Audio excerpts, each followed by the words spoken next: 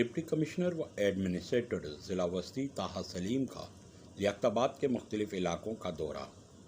لیاقت آباد میں سیوریج کے مسائل کو ایک ہفتے میں درست کیا جائے: طاہر سلیم۔ لیاقت آباد کے دورے کے موقع پر عوام کی جانب سے شکایات سننے کے بعد بلدیاتی افسران کو ہدایت۔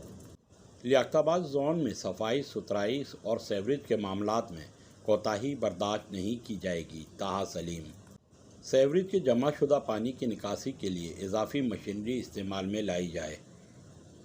علاقہ مکینوں کی جانب سے سیوریج کے حوالے سے شکایات کا فوری ازالہ کیا جائے: افسران کو ہدایت۔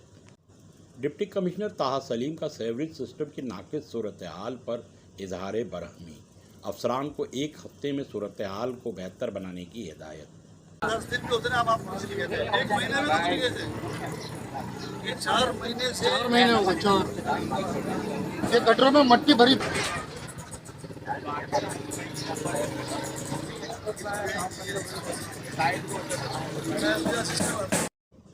لیاقت آباد نمبر 4 امجد صابری ڈسپنسری کے اطراف اور لیاقت آباد نمبر 2 رحمانیہ مسجد کے اطراف صفائی ستھرائی اور سیوریج سسٹم کی صورتحال کا جائزہ لینے کے لیے خصوصی دورہ کیا۔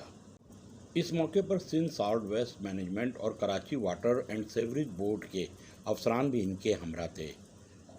ڈپٹی کمشنر و ایڈمنسٹریٹر طاہر سلیم نے لیاقت آباد کے مختلف علاقوں کا نہ صرف یہ کہ صفائی ستھرائی بلکہ علاقہ مکینوں سے بھی ملاقات کی، جنہوں نے ڈپٹی کمشنر طاہر سلیم کو صفائی ستھرائی اور سیوریج کی سسٹم کی خرابی کے باعث علاقے میں جمع ہونے والے گندے پانی کی وجہ سے پیدا ہونے والے مسائل سے ڈپٹی کمشنر طاہر سلیم کو آگاہ کیا اور ان کی آمد کا شکریہ ادا کرتے ہوئے امید ظاہر کی کہ اب ان کے مسائل جلد از جلد حل ہو جائیں گے۔